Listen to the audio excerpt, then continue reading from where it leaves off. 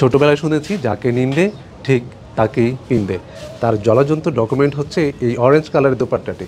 দীর্ঘদিন ধরে অবহেলিত সন্তানের মতো আমাদের স্টকে পড়েছিল, কাজ করিনি, মনে হয়েছিল অরেঞ্জ কালার হয়তো কেউ পছন্দ করবে না, তাই এটি দিয়ে আমরা কোনো কাজ করিনি দীর্ঘদিন। একটা পর্যায়ে মনে হলো এই দোপাট্টাটি তাহলে হয়তো টেম্পারলেস হয়ে যাবে, সেই জন্য নতুন করে কাজ করার ভাবনা করলাম।